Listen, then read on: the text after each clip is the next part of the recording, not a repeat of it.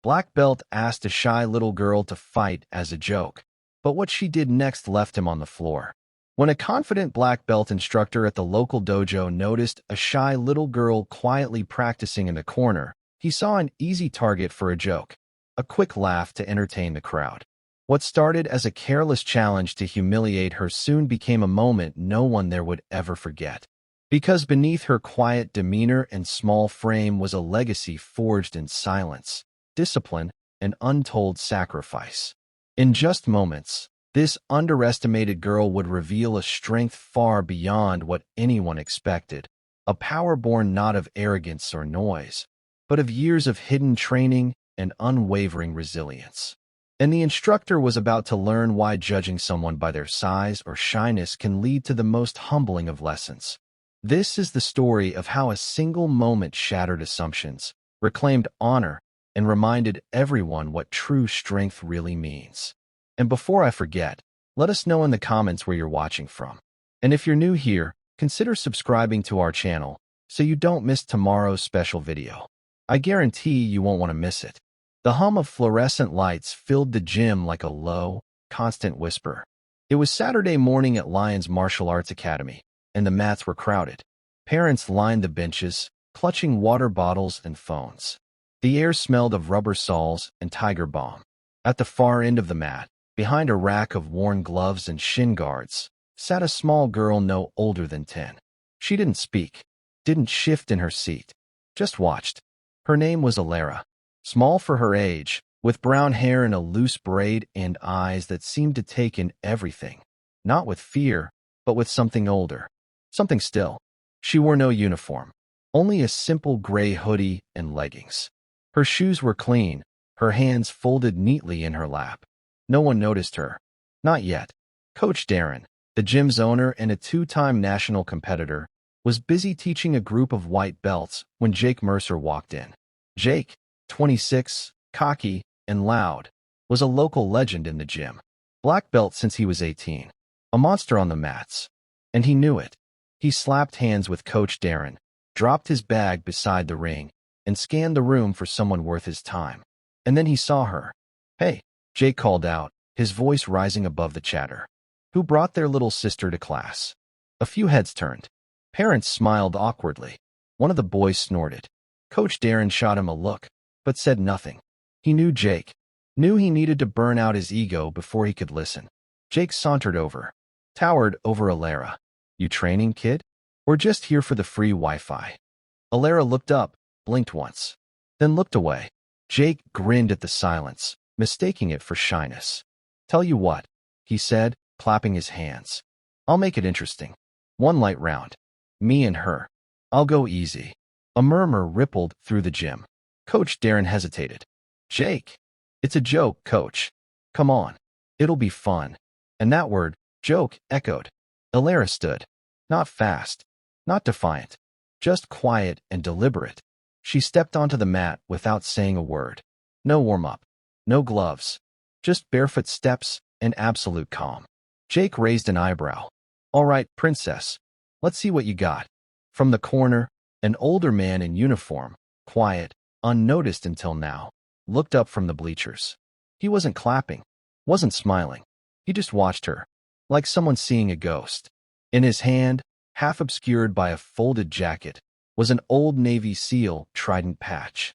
And next to it, a photo, worn, faded, of a woman in full combat gear, with a child on her shoulders, smiling, braid in the wind. The same eyes, the same stillness.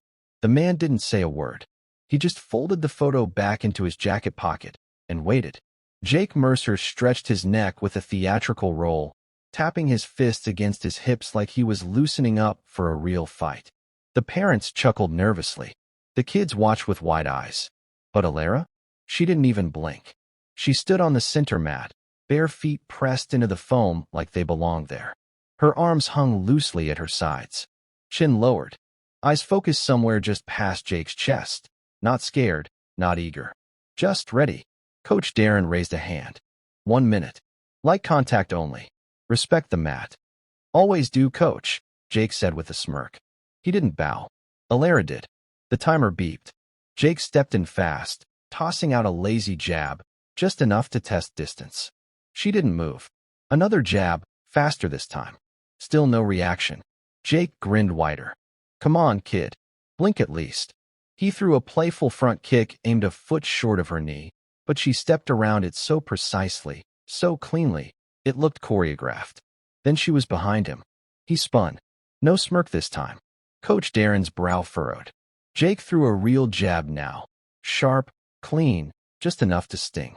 But Alara parried it. Not with force. With angle. Like she'd done it 1,000 times. The room quieted. Some of the parents leaned forward. Jake advanced again, a low roundhouse for her leg. But she shifted her weight, let it pass, and tapped his exposed calf with the side of her foot. Not hard. Just enough to say, I could have swept you. Jake's pride prickled. You been watching YouTube, huh? He said, voice tight.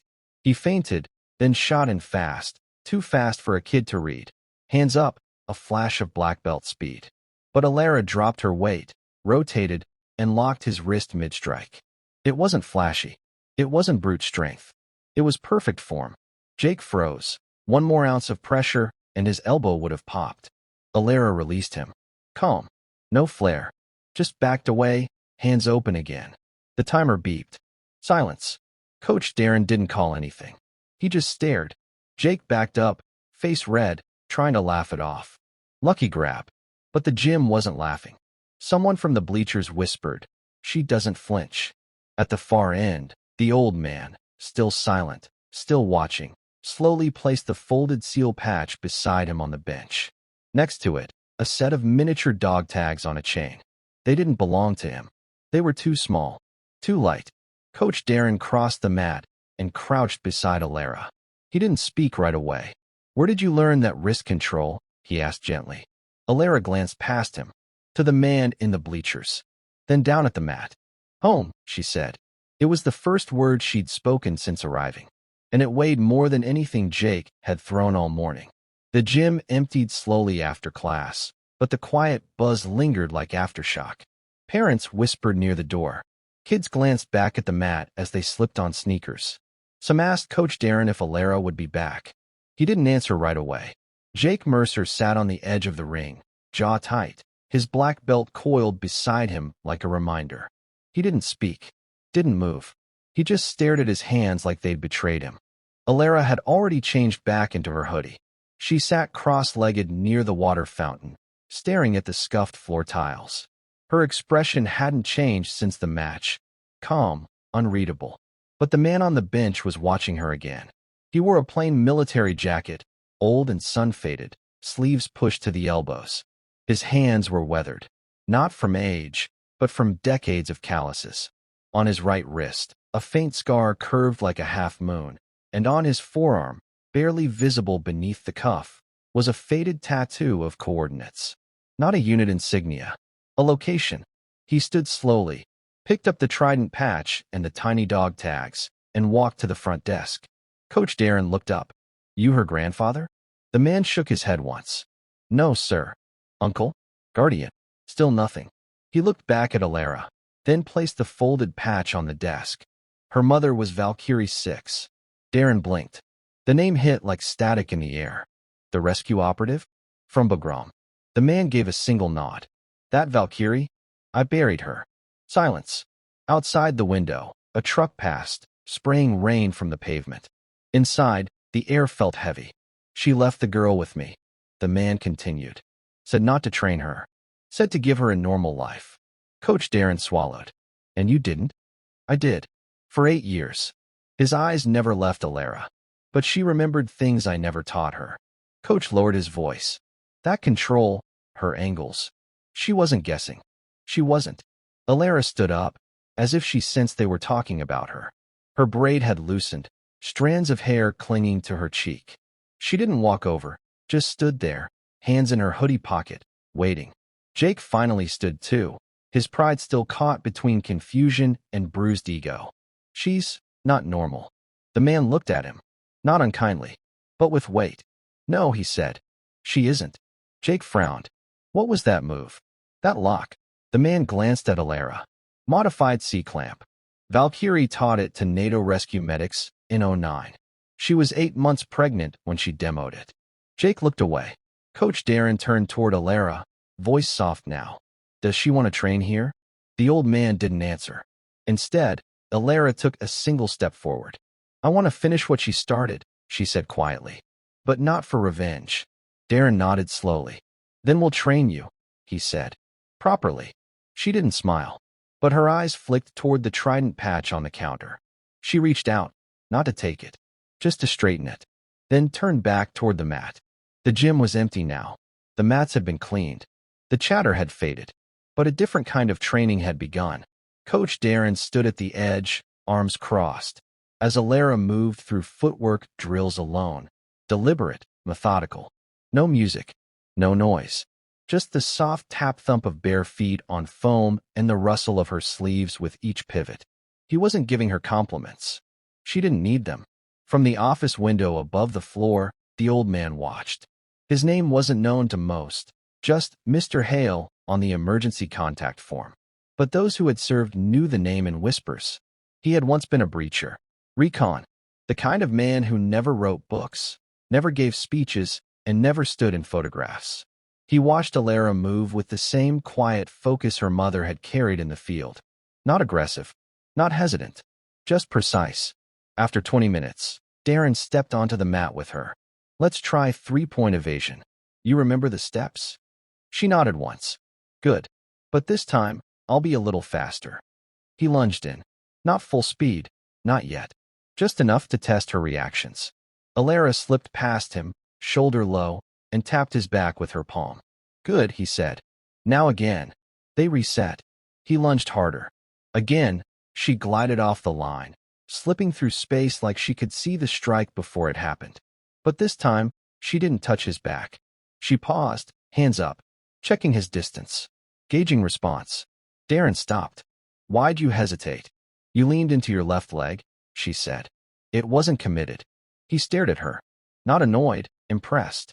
She reads weight shifts like a sniper reads wind, Mr. Hale said from the mezzanine, barely audible. Darren turned. She ever seen combat? No, Hale said. But she's watched it. A silence settled. She was 5 when her mother died. Hale added. Didn't cry. Didn't scream. Just took the journal from the coffin, sat under the flag, and read every page. Darren knelt beside Alara. What was in the journal? Alara's voice was low, even. She said violence wasn't the legacy. Precision was. She wrote about restraint, about timing, about being the calm before the breach. Darren's brow furrowed. Your mom was a warrior, wasn't she? Alara looked up, eyes steady. She was peace where war happened. Outside, the rain began again, soft and rhythmic against the gym windows. Coach Darren stood and exhaled. You're not here to prove anything, are you? Alara shook her head. I'm here because I won't let her legacy be a memory that fades. People forget too fast. From above, Mr. Hale finally sat down. His voice was low. She's not here to fight. He looked at Jake Mercer's duffel bag, still forgotten, near the corner. She's here to remind people what real strength looks like.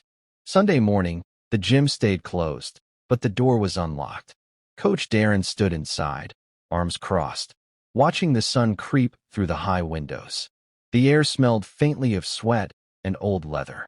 Alara was already on the mat when he arrived. No instructions, no call time. She was just there, moving through a kata sequence, each motion exact, like choreography pulled from memory. But it wasn't flashy, nothing for show.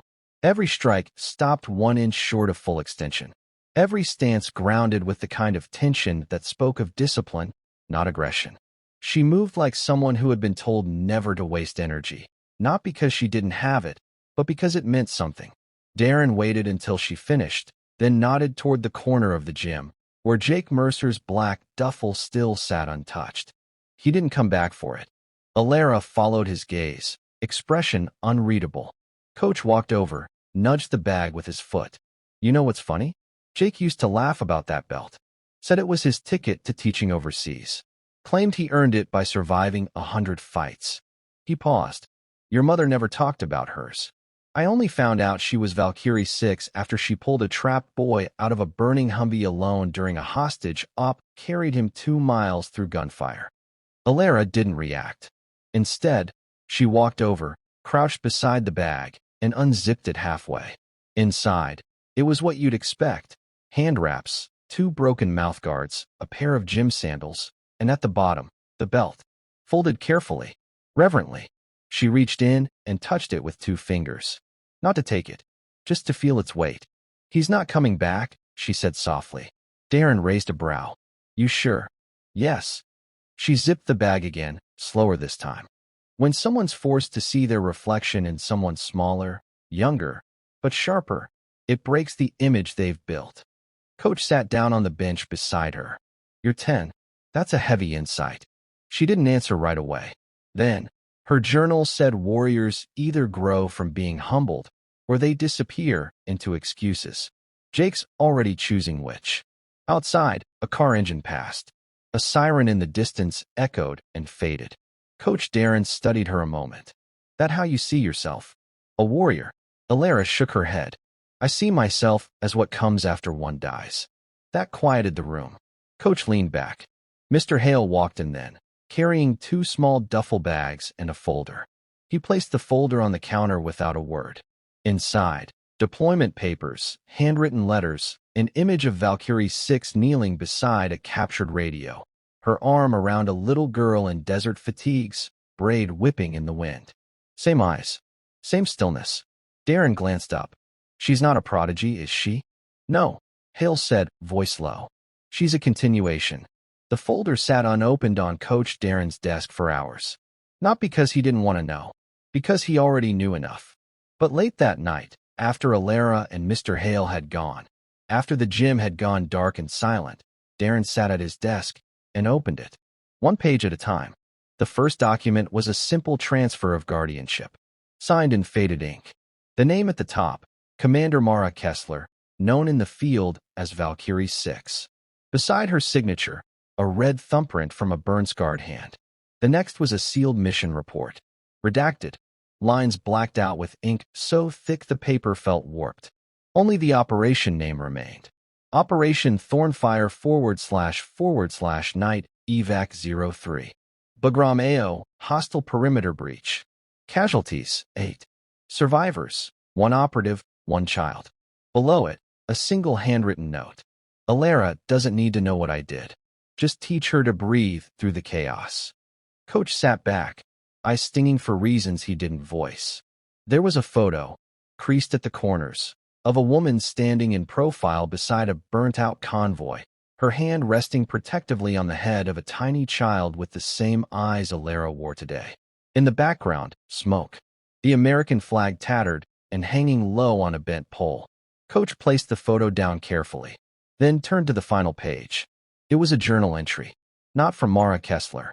From Hale. "She's not like Mara. She doesn't talk in storms. She watches. I tried to keep her away from the discipline. Locked up the mats. Hid the dog tags. Never spoke about tridents or deployments. But at 7, she broke down a door hinge to study the angle of stress. At 8, she fixed a dislocated shoulder during a school camping trip, said the teacher's weight was in the wrong place. At 9, she stopped a boy twice her size from hitting someone else, not with violence, but with posture. I asked her how she knew. She said, because when Mom stopped to fight, nobody wanted to move again." Coach closed the folder and pressed his fingers to his temple. Outside, thunder rumbled faintly. In the morning, Alara returned. She didn't say a word, just walked in, removed her shoes, bowed to the mat, and began warming up. The other kids noticed. Jake Mercer's absence was felt like a missing shadow. And in his place, whispers. Not of ridicule this time. Of curiosity. Respectful silence.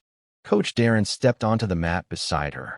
"Today," he said, "we start from zero stance. Real form. Real principles. No flash. No shortcuts." Alara nodded. He gave her a rare smile. "Your mom would have liked that." Alara didn't look up, but she did say she hated shortcuts. Then dropped into position, every movement carved from muscle memory, not her own, but inherited. And behind the front desk, where only Darren could see, the old trident patch had been framed. Quiet, unannounced, like it had always belonged there. Wednesday brought a new energy to the gym. Word had spread, not loud, not posted, but whispered, passed between sparring partners, carried by quiet nods and lingering stares. Alara had become something different in their eyes. Not a novelty, not a punchline, a presence, but not everyone accepted it. In the corner of the gym, a tall woman laced her gloves with deliberate tension.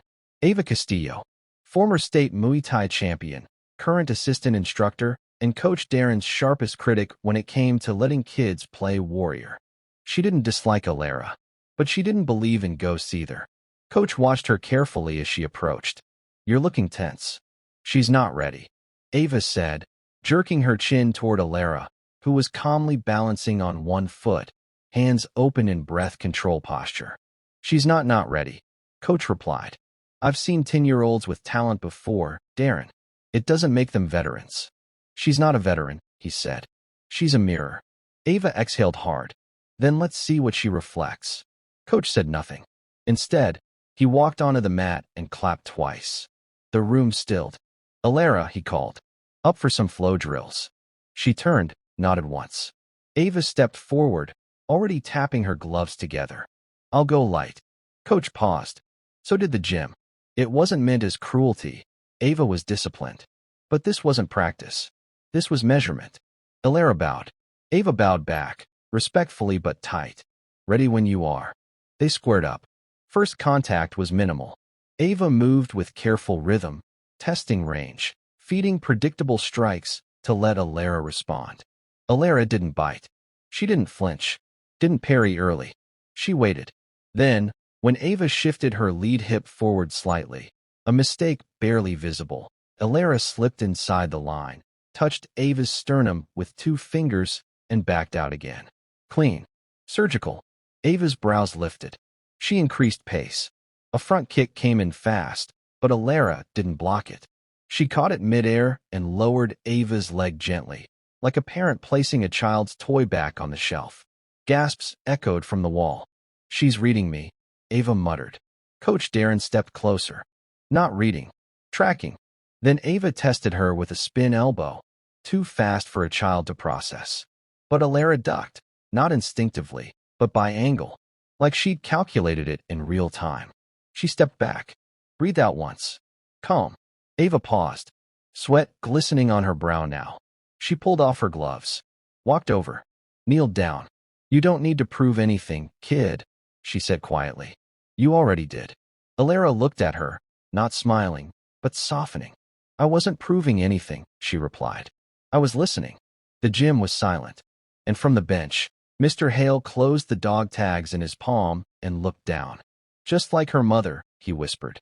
Thursday was open floor, no formal class, just mats available, pads stacked in the corners, and a Bluetooth speaker that looped instrumental beats too soft to distract. Alara sat alone near the framed trident patch Coach had mounted behind the desk. She didn't stare at it the way kids stare at trophies. She stared like someone looking through a window at something she wasn't allowed to touch. Coach Darren noticed. From across the floor, he watched her eyes, still, unmoving, trained on that folded cloth like it might breathe. "She hasn't asked about it once," he told Hale, who was nursing a black coffee in the bleachers. "She won't," Hale replied. Coach raised an eyebrow. "Why not?" "Because it wasn't hers," Hale said. Coach turned to look at the patch again. "She earned respect in this gym. That's different from earning that." There was a long pause between them. Then Hale added, "Her mother said never to let her inherit symbols. Only purpose." Coach leaned against the wall. "You think she's here chasing her mother's shadow?" "No," Hale said, quiet. "She's here to make sure it never gets erased."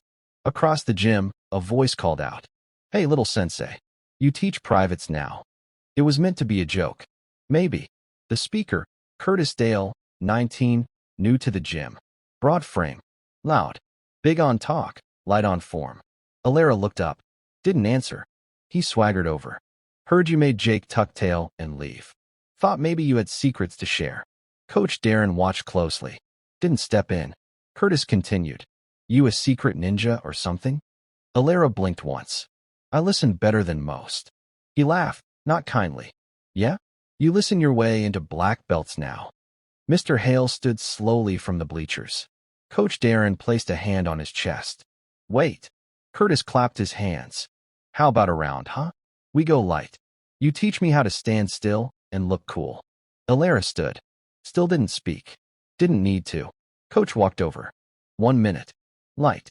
No takedowns. Curtis nodded eagerly. Don't worry, Coach. I'll be gentle. Alara bowed. Curtis barely mimicked it. The match began. Curtis bounced on his heels, hands loose. Don't blink, Sensei. He threw a high jab, wild and loose. Alara didn't dodge.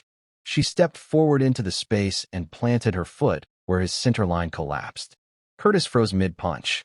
She didn't hit him. She didn't need to. She reached up, placed 2 fingers gently against his throat, and held them there. Soft, still, and undeniably in control. Curtis backed away, startled, hand on his neck like something had passed through him. Coach called it. That's time. Curtis tried to laugh. Okay, wow. Lucky guess. Alara turned to him. Voice low. You're too loud to hear anything.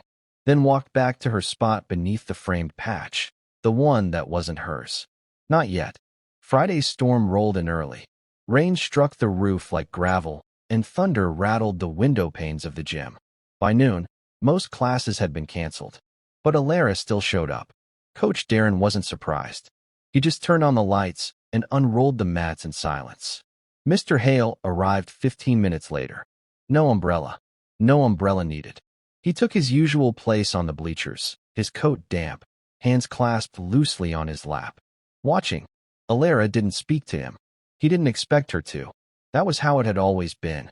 Instead, she walked to the center of the gym and stood with her eyes closed. No movement. No posture. Just stillness. Breathing drills today? Coach asked.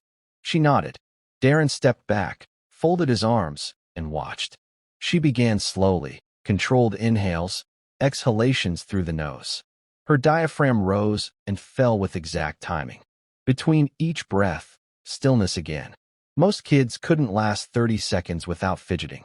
Alara passed 5 minutes without moving her hands. Coach glanced at Hale. How long can she stay like that? Hale shrugged. Longest I've timed was 48 minutes. Darren let out a low whistle. That's not meditation, he said. No, Hale replied. That's preparation. Then came the noise. The front door burst open, wind howling in behind Jake Mercer. Soaked, unshaven, different. He stood at the doorway, letting the storm rage behind him for a moment before stepping in. Everyone looked up, even Alara. She didn't move. Jake took 3 slow steps toward the mat. I didn't come to win, he said. Coach Darren raised an eyebrow. Then why are you here? To apologize, Jake said.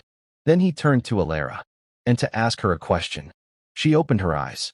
He walked closer, but stopped at the edge of the mat, where the lines begin. Where respect starts. I saw a video, he said. Someone filmed our spar. It went around. Coach's face stiffened. Jake shook his head. It's not what people said about me that got to me. It's what they said about her. He turned to Alara again.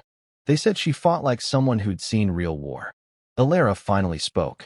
I haven't, but you carry it like you have. She didn't respond. Jake stepped forward and sat on the mat. Not proud, not broken, just listening. How, he asked. It wasn't sarcastic. It wasn't a challenge. It was genuine. How do you stay calm when it gets loud in here? He tapped his chest. When everything goes too fast. Alara stared at him for a long time. Then she walked forward, kneeled beside him, and placed a small, weathered item in his hand. A folded paper square. Inside it, a quote, written in faded ink. The loudest fighter dies first. Breathe through the noise. You're not here to win. You're here to end it. Jake looked up. Is that from your mother? Alara shook her head. It's from her last day. The storm raged outside. But inside, Jake just breathed. And for once, he listened. The next Monday, the gym was unusually quiet. No class. No drills. Just Alara and Coach Darren moving the benches, clearing space on the mat. She was carrying her old backpack, the one with the frayed strap and burn mark near the zipper. Most never noticed. Today, Coach did. What's that patch? He asked casually. Alara didn't answer at first. She placed her bag gently on the bench and peeled open the Velcro flap to reveal it fully. A small square, midnight blue. embroidered in gold thread. 18/Nemesis. Coach Darren stepped closer, his brows pinched. That's not a school patch. No, Alara replied. It was my mother's. He crouched beside her. Military. Alara nodded. Task force. Unofficial. No public records. Coach said nothing, but his face turned solemn. Your mom ever teach you more than just defense? He asked. Alara hesitated. Enough, she answered, but never to show off. Only to finish. Coach looked out across the mat. We teach kids to perform here. But your mom trained you to disappear. She nodded. Then, without being asked, Alara stepped barefoot onto the mat and assumed a stance Coach Darren hadn't seen before. A grounded posture, left side slightly turned, arms low, soft elbows. Not karate, not jujitsu, something else. What style is that? She called it quiet hand. Coach tilted his head. It's not in any curriculum. She invented it. She moved slowly, showing a drill. Every step flowed into the next. Shifts in balance, wrist positioning, breathing with each motion, as if the air itself were part of the form. Then she paused and pointed to the far corner. Set up the heavy bag? Coach obeyed. He dragged the 120-pound Muay Thai bag into place and anchored it. Alara stood still, focused. Then she stepped into the same flowing pattern, but this time, at the final move, she drove her palm upward into the base of the bag with a sharp exhale. The chain groaned. The bag swung wildly. Coach blinked. He'd seen full-grown men fail to move that bag half as far. That wasn't muscle, he murmured. No, Alara said. It was precision. She walked off the mat. Behind her, the bag was still swaying. Coach stared at the patch again, then muttered, almost to himself. Nemesis, goddess of retribution. Alara heard it. She turned back. My mom believed people should be held accountable, she said, especially the ones who hide behind belts and badges. Then she lifted the bag from the bench, slung it over her shoulder, and walked out the door like a soldier returning to silence. Coach Darren didn't stop her. Didn't need to. That day, he locked the gym early and began looking up Task Force 18. Late Tuesday afternoon, the gym was quiet except for the steady tick of the clock on the wall and the distant hum of traffic outside. The fading light from the west streaked across the worn mats in long, golden shafts. Coach Darren was bent over his desk, sorting through paperwork, when the door swung open with a sharp creak. A woman entered, tall, composed, dressed in a tailored navy blazer that spoke of discipline and authority. Her dark hair was pulled back in a tight bun, and her eyes were clear and precise, scanning the room like a hawk. Alara, who had been stretching silently by the mat, glanced toward the doorway and then quickly averted her gaze. Her expression was unreadable, calm but guarded, like a soldier listening to an approaching threat without making a sound. The woman approached the desk without hesitation. She placed a thin, embossed folder on the polished wood. The seal of the Department of Defense gleamed faintly in the last light of day. Coach Darren. Her voice was firm but respectful. That's me, Darren answered, rising from his chair with cautious curiosity. I'm Special Agent Lillian Voss, she said, extending her hand briefly before setting it down. Department of Defense. I'm here regarding Valkyrie 6. The name hit the room like a dropped stone. Darren's breath caught. He recognized the code name immediately, a legend whispered about among elite circles, a ghost who saved countless lives in the shadows. Valkyrie 6 was more than a soldier. She was a symbol. I understand you've been training her daughter, Agent Voss continued. We need to discuss certain classified operations and concerns about family security. Alara, who had been watching silently, stepped forward. Her voice was steady and low, but laced with an unmistakable steel. You're here because of my mother. Agent Voss nodded. Yes, Valkyrie's past isn't something we can leave buried. There are threats, individuals who have not forgotten. The enemies she made, they are still active. Alara's posture straightened, eyes narrowing just slightly. That's why I train. Not just to fight, but to survive. Darren motioned toward the chairs near the wall. Please sit. They gathered in the quiet corner of the gym, the shadows growing longer as the sun dipped beneath the horizon. Agent Voss opened the folder slowly, revealing photographs, mission logs, and encrypted communications, documents that told stories of covert rescues, high-risk operations, and a sacrifice that only a few understood. Alara studied the material, her face a mask of quiet determination. She didn't flinch at the photos of explosions, burned-out vehicles, or her mother's face etched with exhaustion and resolve. Agent Voss leaned in, voice dropping to a near whisper. Your mother saved lives on and off the battlefield.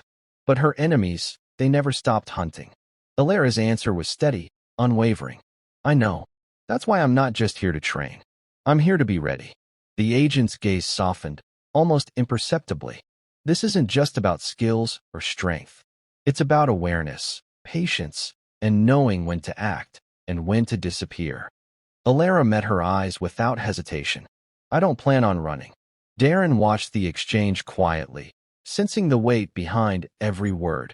A legacy woven with courage and secrets, loss and unyielding duty. The room felt thick with memories, as if Valkyrie's presence lingered in the very walls. Outside, the fading sun painted the sky in streaks of amber and violet, casting long shadows that mirrored the past Alara carried with her. Agent Voss closed the folder and stood. We'll provide what support we can, but the path you've chosen, it will test you in ways you don't yet understand. Alara nodded once, resolute. Then I'll meet those tests. As the agent turned to leave, she paused by the door. Remember, strength is not just in your fists. It's in your mind, your discipline, your silence. The door clicked shut behind her. Alara exhaled slowly, the weight of the moment settling deep. Coach Darren placed a steady hand on her shoulder. You're not alone in this. She looked up, eyes clear. Never have been. The early morning light crept softly through the gym's tall windows, casting long shadows across the worn mats. Outside, a steady rain tapped rhythmically against the glass, blurring the world beyond into soft, watercolor strokes. Inside, the air was cool and still, charged with a quiet tension that seemed to hold its breath. Alara sat cross-legged on the mat near the window, her slender fingers gently tracing the worn pages of a small, battered journal. The leather cover, cracked and faded, smelled faintly of smoke and earth, remnants of a past she carried with both reverence and burden. The journal belonged to her mother, Valkyrie 6, a name whispered with awe and respect among those who knew the truth. Coach Darren leaned against the wall nearby, watching silently. The gym was empty now, but the presence of this girl filled the space more than any crowd ever had. Her movements were minimal. She didn't fidget or shift restlessly like most children. Instead, there was a calm certainty in her stillness, a gravity that pulled the room's focus toward her. She read aloud softly, her voice steady and clear. The fiercest warrior is not the one who shouts loudest or strikes hardest, but the one who carries peace within chaos. Darren stepped closer, settling beside her on the mat without breaking the moment's silence. She believed that strength without control is just destruction, Alara said, eyes never leaving the page. I can see you're learning more than just technique, Darren replied. That kind of wisdom, that balance, is what separates the best from the rest. Alara nodded slowly, closing the journal with care as if she feared breaking the fragile connection to the past. For a moment, they simply sat together, the only sound the rain's gentle percussion on the roof. Then, from the distant road outside, the faint but unmistakable rumble of an engine approached, growing steadily louder. Alara's eyes sharpened, the calm stillness melting into alertness. She rose smoothly to her feet. Coach Darren followed her gaze toward the door just as it opened, and Mr. Hale stepped inside. His coat was soaked from the downpour, his face weathered but resolute, carrying the weight of many silent battles. I have news, he said quietly, wiping rain from his brow. There's talk in old circles.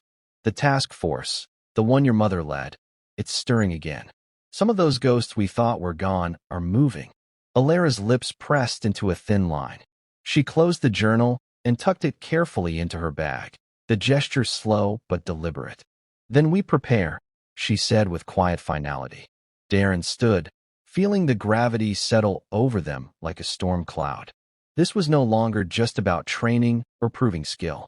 This was about legacy, about survival, about carrying forward a mission born in fire and silence.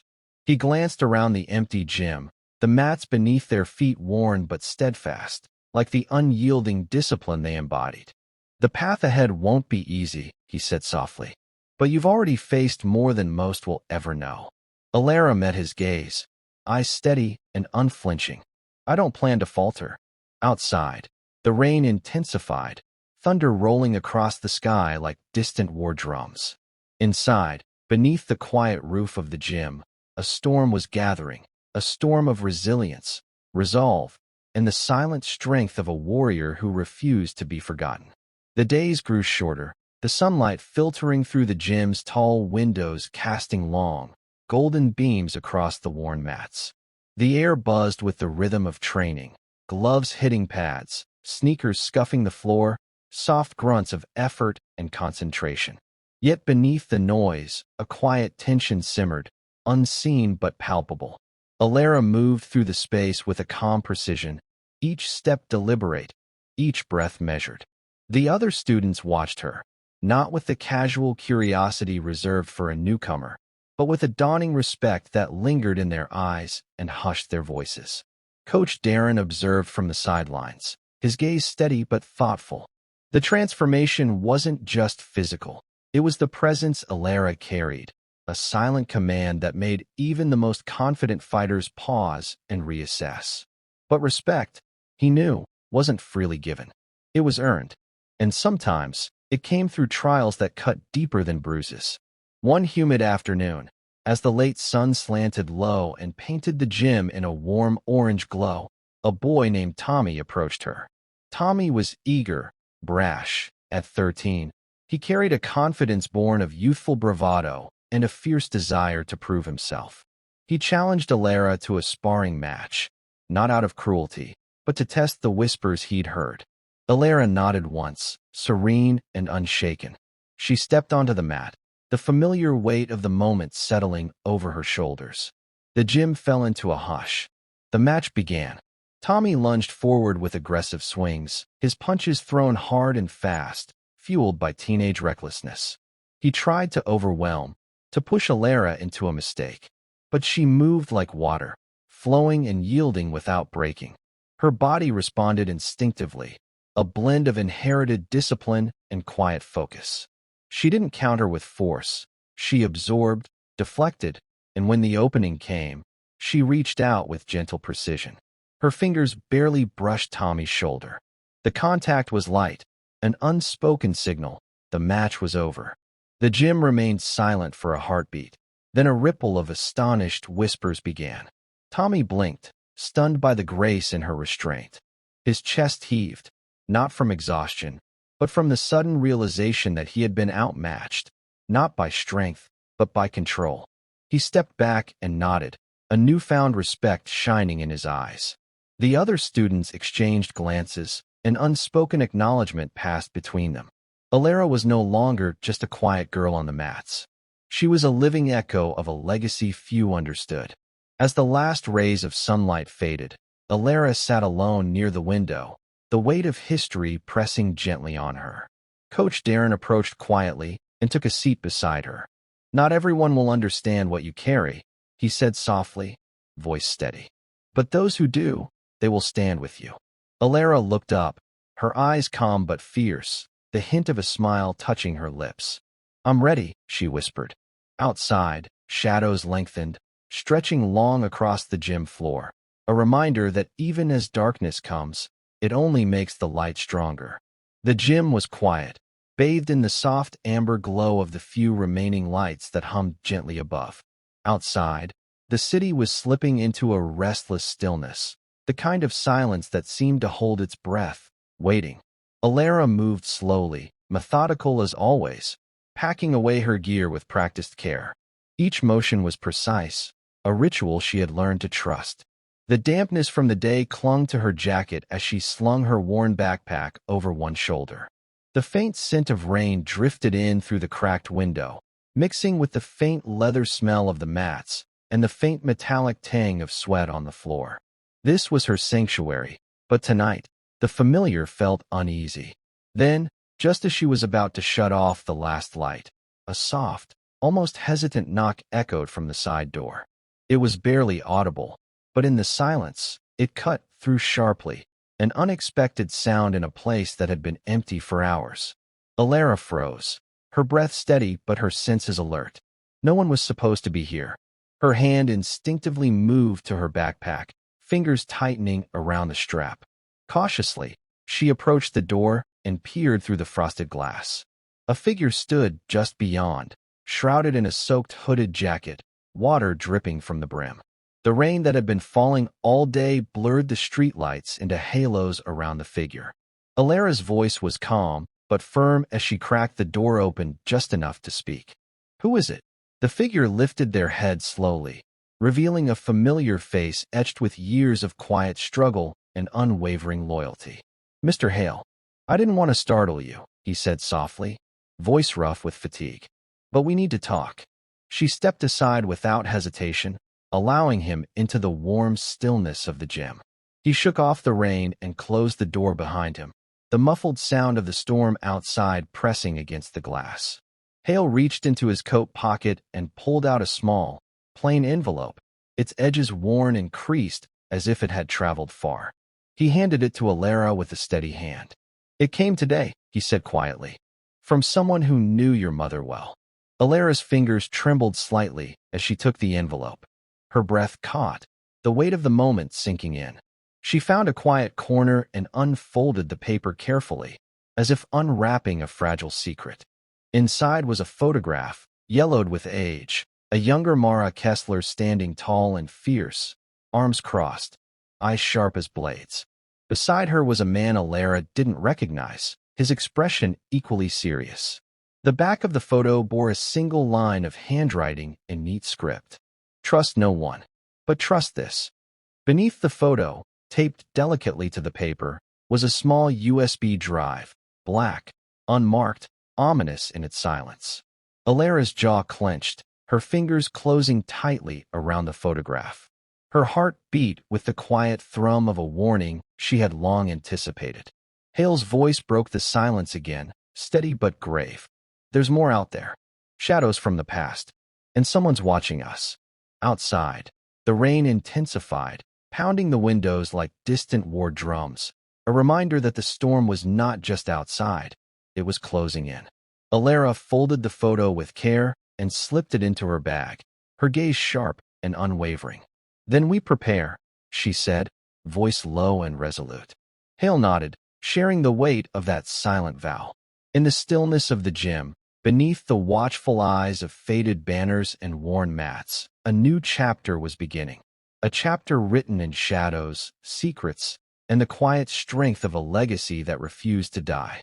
The days that followed were marked by a rhythm both familiar and urgent. Early mornings spent drilling precise movements, evenings folding into long hours of silent study. Alara's world had narrowed to the essentials: discipline, focus, preparation. The soft hum of the city beyond the gym faded beneath the steady cadence of her breathing and the faint shuffle of her feet on worn mats. Coach Darren watched from the sidelines, his eyes tracing the subtle shifts in her demeanor. She was no longer just a student learning to fight. She was a sentinel, vigilant and resolute, bearing the weight of a legacy darker than most could comprehend. One evening, after the last of the students had left and the gym stood empty except for their quiet footsteps and fading echoes, Alara remained behind. The dim overhead lights cast long shadows, and the faint scent of leather and sweat lingered in the air. She settled cross-legged on the floor, her worn backpack beside her. Carefully, she pulled from her bag a small, encrypted tablet, an unassuming device provided by Mr. Hale, designed to safeguard the secrets she was now charged to carry. The screen flickered to life, revealing folders of files, some marked with official seals, others cryptic and coded. Alara's eyes scanned through the images and messages with an intensity that seemed to still time itself. Photographs of faces she didn't recognize, men and women who had worked alongside her mother in shadows. Surveillance footage capturing fleeting moments, blurred but significant. Maps marked with coordinates and notes written in shorthand only a few could decipher. Each file was a thread, and slowly, a web was forming, one that connected her past to an unseen present threat. The quiet was broken by a soft buzz from her phone resting beside her, a message from an unknown number. She hesitated only a moment before unlocking the screen. "We're closer than you think. Be ready." The words hung in the air like a shadow, a warning wrapped in cold certainty. Alara's fingers lingered on the screen, her breath steady but her mind racing. Behind her, footsteps echoed softly on the floor. Coach Darren approached, his presence steady and unintrusive. He sat beside her without a word, watching the glow of the tablet screen illuminate her face. "The past is catching up," he said quietly, voice low but heavy with meaning. Alara met his gaze, eyes calm but fierce, filled with a resolve deeper than words. "Then we stand and face it," she replied simply. The gym, once a place of youthful energy and laughter, felt transformed, hallowed by memories and heavy with anticipation. The worn mats beneath them held the weight of battles past and those yet to come. Outside, the city lights flickered against the encroaching night, unaware of the storm gathering within these walls. But inside, amid the shadows and silence, Alara's quiet strength burned brighter than ever, a beacon of resilience and unwavering courage. She was no longer just a girl underestimated by those around her. She was the heir to a legacy of valor, ready to confront the unseen enemy looming ever closer. The night pressed heavily against the windows of the gym, the rain tapping in steady, relentless rhythm, a soundtrack of nature's own tension. Inside, the air was cool and thick with anticipation, illuminated only by the faint glow of the city lights filtering through the glass. Alara stood alone in the center of the mat, her silhouette calm and still, the weight of years of training and legacy folding into every breath she took. Coach Darren watched from the shadows, his figure a quiet sentinel on the sidelines. He knew this moment wasn't about triumph through force or the roar of an audience. No, this was something far deeper, a reclamation of honor and strength through presence and quiet control. The culmination of all that had come before, the lessons, the pain, the discipline, the resilience. The door creaked softly, and Mr. Hale entered without haste, nodding respectfully at Alara. Wordlessly, he approached and placed a small, worn dog tag into her outstretched hand. The edges were smoothed by time, and the metal carried the cold weight of history. Her fingers traced the engraving, a name, a date, a silent promise etched into steel. Her eyes closed briefly, and in that moment, the memories came flooding, a mother's voice, the unspoken burdens of sacrifice, the weight of legacy passed down like a torch in darkness. From the street outside, the faint sound of footsteps echoed, cautious and deliberate. The threat was closer than anyone expected, but Alara was no longer the shy girl who had once been underestimated and dismissed. She stepped forward, to the very edge of the mat, her stance grounded, every muscle coiled with readiness but at peace. The intruders entered quietly, faces shadowed, eyes searching, but as they crossed into the gym's muted light, something shifted. It was not fear, but recognition, a presence so commanding and resolute that words were rendered unnecessary. No fists were raised, no shouts were exchanged, only silence, thick, electric, and unbreakable. One by one, the figures hesitated, then withdrew, defeated not by violence, but by the undeniable force of a warrior's silent will. The night's storm began to subside, the rain softening to a gentle drizzle as dawn painted pale light across the sky. Alara remained on the mat, standing tall and unwavering, the first soft rays outlining her figure like a halo. Coach Darren rose and approached, the rarest of smiles touching his lips, one of respect, pride, and quiet awe. "You did more than defend yourself," he said softly, voice thick with meaning. "You reminded everyone what true strength looks like." Alara's lips curved in a faint, knowing smile. No words were needed, her presence said it all. Some victories are silent, fought in shadows and solitude. But their echoes last forever, carried in the stillness where courage and honor dwell. And in that moment, the shy little girl who had once been challenged as a joke stood as a testament, not just to her own power, but to the legacy she carried, the legacy she would pass on in time.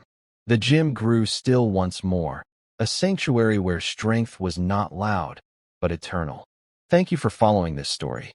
If you enjoyed it, please subscribe and share your thoughts below. Where are you watching from? Let us know in the comments. Stay tuned for more immersive tactical stories.